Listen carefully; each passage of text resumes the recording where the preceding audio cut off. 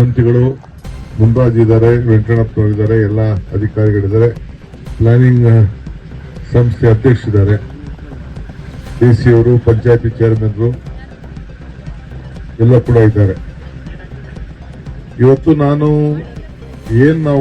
ಯೋಜನೆ ಮಾಡ್ತಾ ಇದ್ದೀವಿ, ಎತ್ತಿನೊಳಗೆ ಇಂದ ನೀರು ತಂದು ದೊಡ್ಡಬಳ್ಳಾಪುರಕ್ಕೆ, ಕೋಲಾರ್ಗೆ, ಚಿಕ್ಕಬಳ್ಳಾಪುರಕ್ಕೆ, ದೇವನಹಳ್ಳಿ ಕಡೆ ಎಲ್ಲ ಕುಡಿಯೋ ನೀರು ಕೊಡಬೇಕು ಅಂತ ಹೇಳಿ ಹೊರಟಿದ್ದೀವಿ.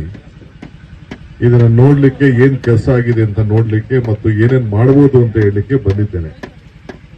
ಅನೇಕ ಬಾರಿ ಮುನ್ರಾಜ್ ಅವರು, ವೆಂಕಟಪ್ಪನವರು ಇಬ್ರು ಕೂಡ ತಮ್ಮ ಸಮಸ್ಯೆಯನ್ನ ನನ್ನ ಗಮನಕ್ಕೆ ಸೆಳೆದಿದ್ದಾರೆ.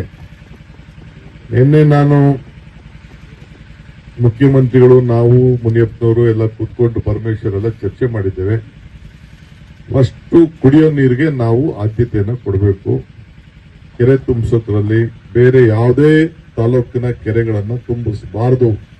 ಫಸ್ಟ್ 14 TMC ನೀರನ್ನ ಎತ್ಕೊಂಡೋಗಿ ಚಿಕ್ಕಬಳ್ಳಾಪುರ, ಕೋಲಾರ್ಗೆ ಮುಟ್ಟಿಸುವಂತ ಕೆಲಸ ಮಾಡಬೇಕು. ಅದನ್ನ ಮುಟ್ಟಿಸ್ಬೇಕಾದ್ರೆ ನಿಮ್ದು ಇಲ್ಲಿ ಬ್ಯಾಲೆನ್ಸಿಂಗ್ ರಿಸರ್ವೇರ್ ಹಾಕಬೇಕು. ಅದು ಒಂದಿದೆ. ಆದ್ರೆ ಒಂದು ಭರವಸೆ ನಾನು ಕೊಡ್ತೇನೆ ನಿಮಗೆ, ಯಾವ ತಾಲೂಕು ಏನಾರಾಗ್ಲಿ, ನೀವು ನಿಮ್ಮಲ್ಲಿ ಬ್ಯಾಲೆನ್ಸಿಂಗ್ ರಿಸರ್ವ್ ಮಾಡೋದ್ರಿಂದ ನಿಮ್ಮ ಏನು ಕೆರೆಗಳಿಗೆ ಏನಿದೆ, ನಿಮ್ಮ ಬೇಡಿಕೆ ಏನಿದೆ, ಅದರ ಬಗ್ಗೆ ನಾನು ಹೆಚ್ಚಿಗೆ ಗಮನವನ್ನು ಕೊಟ್ಟು ನಿಮಗೆ ಒಂದು ಸ್ಪೆಷಲ್ ಆಗಿ ಟ್ರೀಟ್ಮೆಂಟ್ ಮಾಡುವಂತ ಕೆಲಸವನ್ನು ನಾನು ಮಾಡಿಕೊಡ್ತೇನೆ ಅನ್ನೋದು ಒಂದು ಮಾತು. ಎರಡನೇದು, ಕಸದ ವಿಚಾರ ಏನು ಹೇಳ್ತಾ ಇದ್ದಾರೆ. ಈಗಾಗಲೇ ನಾನು ಹೈದರಾಬಾದು, ಡೆಲ್ಲಿ, ಚೆನ್ನೈ ಎಲ್ಲ ನೋಡ್ಕೊಂಡು ನಾನು ಬಂದಿದ್ದೀನಿ. ಈಗ ಹೊಸದಾಗಿ ನಾವೇನ್ ತೀರ್ಮಾನ ಮಾಡಿದೀವಿ ಅಂತಂದ್ರೆ, ಒಂದಿನ ಕಸ ಬಂದ್ರೆ 3 ದಿನದಲ್ಲಿ ತಿರ್ಗಾ ಕಸ ಎಲ್ಲ ಬರ್ನ್ ಆಗ್ಬೇಕು. ಹಾಗೆ ಅಲ್ಲಿಂದ ಕರೆಂಟು ಇಲ್ಲ ಗ್ಯಾಸ್ ಉತ್ಪತ್ತಿ ಆಗ್ಬೇಕು.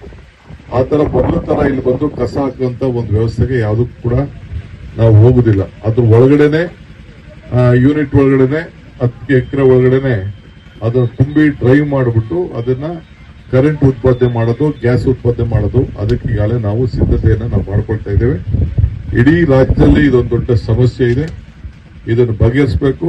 ಇದಲ್ಲದೆ ಇನ್ನ ಯಾರು ಈ ಗುಡ್ಡಗಳ ಪಕ್ಕ ಯಾವ್ದಾದ್ರು ಜಮೀನು ಕೊಟ್ರೆ, ಖಾಸಗಿ ಜಮೀನು ಕೊಟ್ಟರು ಕೂಡ ನಾವು ತೆಗೆದುಕೊಂಡು ಇದನ್ನ ಮಾಡಲಿಕ್ಕೆ ಬೆಂಗಳೂರು ನಗರದಲ್ಲೇ ಫಸ್ಟ್ ಒಂದು ರೌಂಡ್ ಮಾಡ್ತಾ ಇದೀವಿ. ಬೆಂಗಳೂರು ಟೌನ್ ಒಳಗಡೆ, ಸಿಟಿ ಒಳಗಡೆ ಯಾಕಂದ್ರೆ ಮಾಡ್ತಾ ಇದೀವಿ ಅಂದ್ರೆ ನಿಮ್ಗೆ ಗೊತ್ತಾಗಬೇಕು. ಅಲ್ಲಿ ನಗರದ ವಾಸಿಗಳಿಗೂ ಕೂಡ ಯಾರಿಗೂ ತೊಂದರೆ ಆಗಬಾರ್ದು. ಈಗ ಹೊಸ ಟೆಕ್ನಾಲಜಿ ಬಂದಿದೆ, ಯಾವ ವಾಸನೆ ಇಲ್ಲದೆ ಏನು ಇಲ್ಲದೆ ತೊಂದರೆ ಆಗಬಾರ್ದು. ಈ ಲೀಚೆಟ್ ವಿಚಾರ ನಮ್ಗೆ ಅರಿವಿದೆ. NGT ಲೀಚೆಟ್ ಬಿಡಕ್ಕೆ ಅವಕಾಶ ಇಲ್ಲ. ನಾವು ಅದಕ್ಕೇನು ತಡೆಬೇಕು, ಅದಕ್ಕೇನು ಮಾಡಬೇಕು ಅಂತ ಎಷ್ಟೇ ನೀರು ಬಂದ್ರು ಕೂಡ ಅದ್ರ ಬಗ್ಗೆ ಇನ್ನೊಂದಿನ ನಾನು ಇಲ್ಲಿಗೆ ಪ್ರತ್ಯೇಕವಾಗಿ ನಾನು ಅದಕ್ಕೆ ಹಗಲೊತ್ತು ನಾನು ಬಂದು ನಾನು ನೋಡ್ತೇನೆ. ನಿಮ್ಮ ಇದು ಬೆಂಗಳೂರು ಜಿಲ್ಲೆ